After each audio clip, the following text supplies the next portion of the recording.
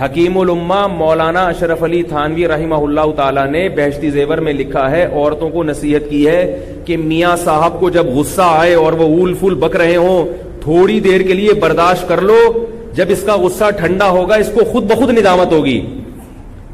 آج کل یہ چیزیں اسکولوں میں بھی نہیں بتائی جاتی، یونیورسٹی میں بھی نہیں بتائی جاتی، یہ تو مذہب نے بتائی ہے نا، یہ چیزیں بزرگ لوگ کہہ کر گئے ہیں تو کوئی تو وجہ ہوگی۔ ہوتا کیا ہے کہ مرد کو جب غصہ آیا ہوا ہے، اس نے کچھ سنائی تو بیگم صاحبہ بھی آگے سے اینٹ کا جواب پتھر سے، تو پھر اس کو مردانگی کے خلاف سمجھتا ہے اور معاملہ کیا ہو جاتا ہے، وہ بگڑ جاتا ہے۔ تو عورت تھوڑی دیر کے لیے، مردوں کی طبیعت میں اللہ نے غصہ رکھا ہے، اس کی پھر ایک میرا بیان ہو چکا ہے کیوں رکھا ہے، یہ پہروٹی ہوتے ہیں تھوڑے سے، مرد جو ہے نا وہ تھوڑا سا بد اخلاق ہوتا ہے، یہ اللہ نے بنایا ہے اس کو۔ شیر ہے نا جنگل کا، بھائی جنگل کا شیر دھاڑ دھوڑ تو کرتا رہے گا نا، وہ تبھی تو شیر ہے۔ تو مرد کی فطرت میں بھی اللہ نے چونکہ سربراہ بنایا ہے، اور جو بھی سربراہ ہوگا، جو حاکم ہوگا، اس کی طبیعت میں خود بخود سختی ہوگی، کیونکہ سختی کے بغیر آپ حکومت کر نہیں سکتے۔ دیکھو فوج کے پاس کنٹرول ہوتا ہے نا، تو فوجی جتنا بڑا آفیسر ہوگا نا فوج کا، اتنا غصے کا تیز ہوگا، یہ تو ہم نے دیکھا ہے۔ میں نے کچھ وقت پاکستان نیوی کے ایک ادارے میں گزارا ہے، تو جیسے ہی کوئی بڑا آفیسر آتا تھا نا سروے کرنے کے لیے، تو سب کانپنا شروع کر دیتے تھے، سر پتہ نہیں کیا کریں گے۔ وہ آنے کے بعد پتہ ہے کیا کرتے تھے، کوئی بھی آ رہا ہے لیفٹنٹ کمانڈر سے اوپر کے جو بھی لوگ تھے نا، وہ بہت ہی عجیب ہوتے تھے۔ وہ کیا کرتا تھا، آ کے انہوں نے جو کمیشن آفیسر تھے جو اپر لیول کے، وہ جب آ کے ہوٹل پہ چیک کرتے نا کہ کب ٹوٹا ہوا ہے، تو وہ یہ نہیں کرتے آرمی کے آفیسر کہ اس کو جوڑ لینا، وہ اس کو اپنی توہین سمجھتے ہیں کہ ٹوٹا ہوا کب آرمی کے ہوٹل میں کیوں ہے، وہ اٹھا کے دیوار پہ مارے گا، توڑ دے گا اس کو۔ ہم نے اپنی آنکھوں سے دیکھا ہے، آپ کسی بھی آرمی کے آفیسر سے پوچھ لیں کہ ان کے ایٹیٹیوڈ یہی ہوتے ہیں، آرمی کے جتنے بڑے بڑے آفیسر ہیں نا۔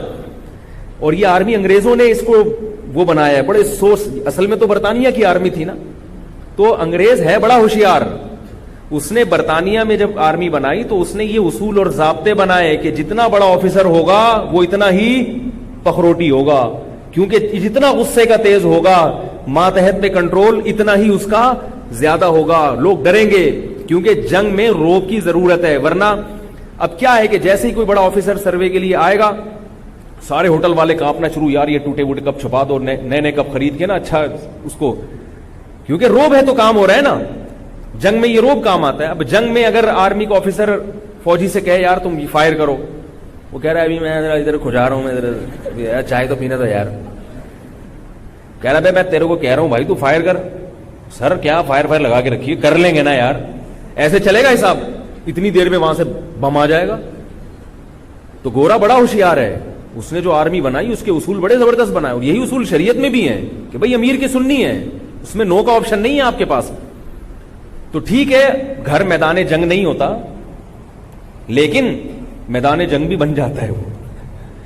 تو اس لیے اللہ نے مرد کو چونکہ گھر کا سربراہ بنایا ہے تو اس کی فطرت میں غصہ ڈال دیا ہے، تھوڑا سا بد اخلاق بنا دیا اس کو، تھوڑا سا اڑی اڑی کرے گا، وہ کرنی نہیں چاہیے، نبی صلی اللہ علیہ وسلم کی سیرت اختیار کرنی چاہیے۔ لیکن میں یہ خواتین کو یہ بات سمجھا رہا ہوں کہ یہ میاؤں کی جو تھوڑی بہت بد اخلاقی ہوتی ہے نا، اس کو اس کی فطرت کا حصہ سمجھو، فطرت کا حصہ سمجھو۔ بھائی اللہ نے اس کو شیر بنایا ہے تو کبھی نہ کبھی شیر کی طرح یہ گرجے گا، تو آپ کی ذمہ داری ہے اپنا گھر بسانے کے لیے اور شوہر کے احسانات کو سامنے رکھ کر کے، اس کے احسانات بہت زیادہ ہیں، کتنے زیادہ احسانات ہیں، وہ تو شمار نہیں کر سکتی عورت ان احسانات کو۔ تو ان احسانات کی روشنی میں مجھے چاہیے کہ میں تھوڑی دیر کیا کر جاؤں، چپ کر جاؤں۔ ایک مشہور واقعہ ہے نا، ایک عورت گئی ایک روحانی علاج والے کے پاس، وہ واقعی اچھے آدمی تھے جو کہ ہوتے نہیں ہیں عام طور پہ، تو وہ ٹرک سے علاج کرتے تھے لوگوں کا۔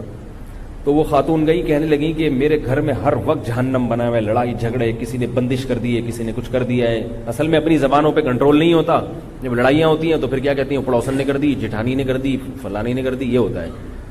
تو وہ گئی جا کے کہنے لگی کہ میرے گھر میں نا میرے میاں سے لڑائیاں بہت ہوتی ہیں۔